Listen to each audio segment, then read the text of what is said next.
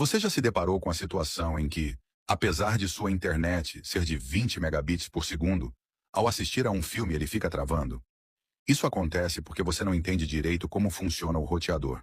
Após assistir a este vídeo, você vai perceber que até para configurar um Wi-Fi, existem muitos detalhes. Primeiro, verifique quantas antenas tem o seu roteador.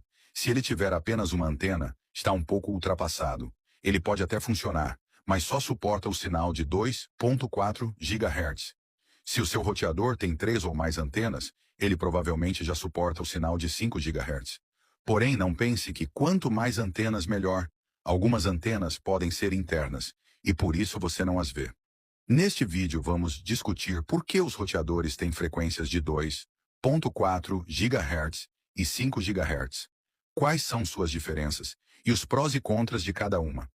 Há 10 ou até 5 anos atrás, os roteadores tinham apenas uma antena, que operava na frequência de 2.4 GHz, e por isso eram chamados de roteadores de frequência única. Porém, com o aumento do uso de eletrodomésticos em casa, mais dispositivos passaram a usar essa frequência de 2.4 GHz, como micro-ondas, telefones sem fio, câmeras de vigilância inteligentes, entre outros. Imagine que essa frequência é como uma estrada por onde passam muitos carros.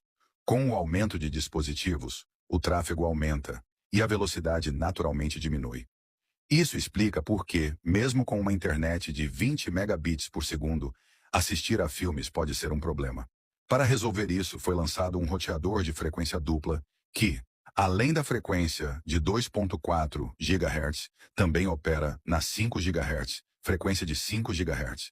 Essa frequência de 5 GHz não só tem uma velocidade de transmissão 10 vezes maior, mas também tem uma capacidade de evitar interferências 8 vezes maior que a de 2.4 GHz. Se o sinal de 5 GHz tem tantas vantagens, por que ainda usamos a frequência de 2.4 GHz? Porque a frequência de 5 GHz também tem desvantagens, como seu alcance de transmissão ser menor e sua capacidade de atravessar paredes ser pior. Como mostra a imagem, a área amarela representa o alcance da frequência de 5 GHz, enquanto a área verde representa o alcance da frequência de 2.4 GHz.